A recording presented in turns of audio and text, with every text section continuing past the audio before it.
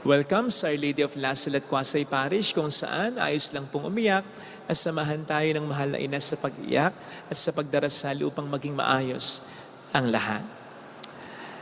Ano po ba ang pangalan ninyo? Maganda po ba ito? Oops. Ang tinutukoy ko po ay hindi yung tunog ng pangalan natin, hindi yung kombinasyon ng letters ng pangalan natin, kundi yung reputasyon, yung karangalan, honor na nakakabit sa pangalan natin. Meron pong nagsabi na isa sa pinakamasarap pakinggan ay ang ating pangalan. Kasi yan ang ating identity. And so, it matters to us when people take time to remember our name so as to pronounce it, say it correctly. We feel appreciated and respected. In fact, sang-ayon po sa ilang research sa neuroscience, sinasabi po na yung hearing our name, yung mapakinggan ng ating pangalan, activates many parts of our brain that no other words do. So much so, na kahit na daw nasa vegetative state na ang tao, yung sinasabi nating parang gulay na, nagre-respond pa rin daw ito to the sound of their name. Ganon kahalaga ang ating pangalan. Pero mas nagiging mahalaga ito kapag may magandang reputasyon ito. Mas nagiging maganda sa pandinig, hindi lamang natin, kundi ng mga tao na nakakakilala sa atin. Kapag may magandang reputasyon na nakakabit sa pangalan natin. Alam po natin na sa Biblia, halimbawa si Saul ay nagpalit ng kanyang pangalan, naging Paul.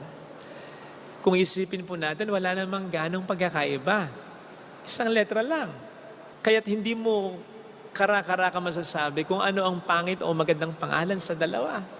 Kung ang i-consider lamang ay yung tunog o letra. Pero pagdating sa reputasyon, malaki ang pagkakaiba. Makikita mo kung ano yung pangit at magandang pangalan sa dalawa. Yung pangit na pangalan ay yung pangalang Saul. Sapagkat ito ay may reputasyong muusig sa mga unang Kristiyano. At ito rin ay kapangalan ng hindi naging mabuting hari sa lumang tipan. Pero pag sinabing Paul, ito yung naglingkod sa mga unang Kristiyano. Naging dahilan ba upang lumaganap ang Kristyanismo? At ito ang mabuting apostol, alagad ni Kristo. So, nakita po natin ang pagkakaiba. Pag reputasyon na ng pangalan ang pinag-usapan natin talaga. Kaugnay nito, alam niyo po ba na mayroong mga kapamilya, si Adolf Hitler, na naninirahan ngayon sa iba't ibang panig ng mundo. Halimbawa, marami daw kapamilya si Hitler sa Amerika nang hindi nalalaman ng kanilang kapwa yung tunay na apelido nila sapagkat nagpalit na sila ng apelido nila. Tunay nga po na wala naman silang kinalaman sa mga kasalanan ginawa ni Hitler. Pero may pangit na kasing reputasyon na nakakabit sa surname na Hitler . At yun ang talagang iniiwasan na nila. Same thing with the name of Judas na dati ay popular nung kapanahunan ng ating Panginoong Jesus. Kaya nga dalawa ang pangalang Judas sa kaniyang mga alagad. Pero hindi na when he betrayed Jesus. Hindi na naging popular ang pangalang Judas. Wala noon. Hanggang ngayon, liban na lamang kapag mayroon tayong tinatawag na Judas kasi nakakitahan din natin ng pangit na gawain o reputasyon. Ito po ang lundo ng ating pagninilay ngayon sapagkat ngayon po ay pinararangalan ng ating inang simbahan ang kamahal-mahalang pangalan ni Maria, the holy name of Mary. Pangalang ibinigay ng kanyang mga magulang siyempre sa kanya, pero sa palagay ko ay meron din pong kinalaman ang Diyos dito. Ang pangalang Maria po kasi sa wikang Hebreo ay Miriam. At si Miriam, in the Old Testament, ang kapatid na babae ni Moises. Si Moises po ang sinasabi in the Old Testament na type of Jesus.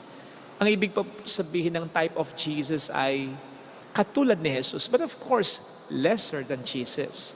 Bakit si Moises ay type of Christ o katulad ni Jesus? Sapagkat pinalaya ni Moises sa pagkaalipin ang mga Israelita na katulad ng ginawa ng Panginoon sa atin para mapalaya tayo sa kasalanan natin, which was of course, or which is of course, greater than what Moses did.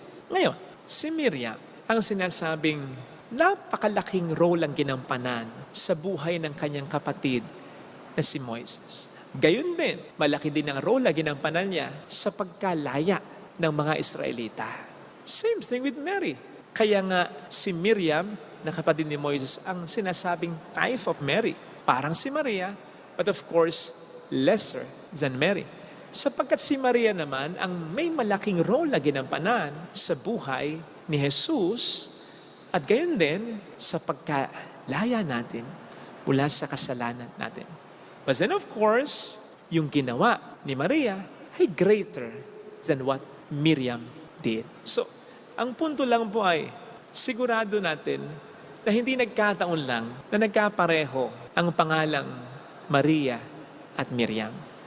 Sapagkat pareho lang din naman ng reputasyon ang kanilang pangalan. Mas maganda nga lang, mas matindi nga lang siyempre ang reputasyon ni Maria, ang pangalan ni Maria dahil siya ang ina ng ating Panginoon. Pangalan ni Maria na iginagalang ng marami mula noon hanggang ngayon. In fact, kahit ng ibang relihiyon, o hindi nga ba't yun ng sinabi ng kamakailan lamang ay pinatay na evangelical preacher na si Charlie Kirk sa Amerika. Sabi niya minsan sa interview sa kanya na naniniwala siyang Protestants do not talk about or venerate Mary enough. Dagdag pa niya na kung meron daw, dapat tularan ang mga babae. Ngayon, yan si Maria.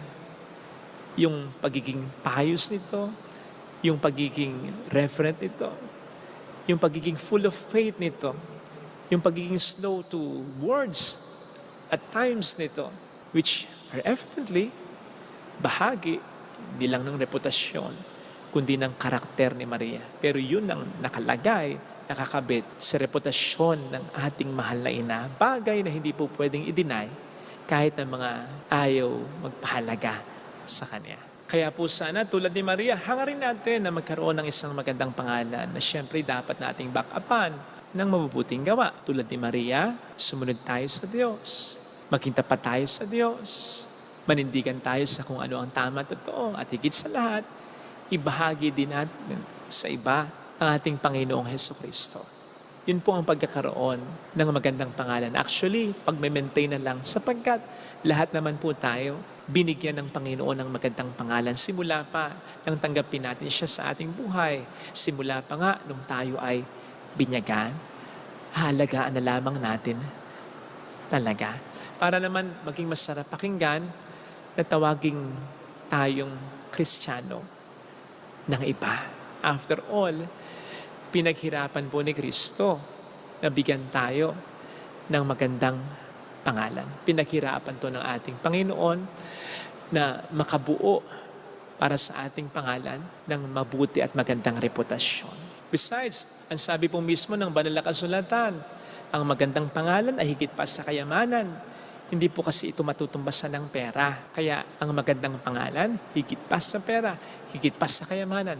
Ang dapat nating mas ninanais na ipamana o manahin sa ating pamilya. Naubos po kasi ang kayamanan, lalo na kapag wala tayong magandang pangalan. But not the other way around. Hindi po tayo mawawala ng magandang pangalan kahit wala tayong kayamanan. Isa pa, ang magandang pangalan ang siyang magiging dahilan para magkaroon tayo ng pera at ng marami pang mga magandang bagay. But not the other way around. Hindi porke may pera, hindi porke mayaman, ay magkakaroon na tayo agad ng magandang pangalan. Ito po sana ang hilingin nating biyaya. Sana'y makita natin ngayon mula sa mga pagbasa ng ating pagdiriwang. Amen.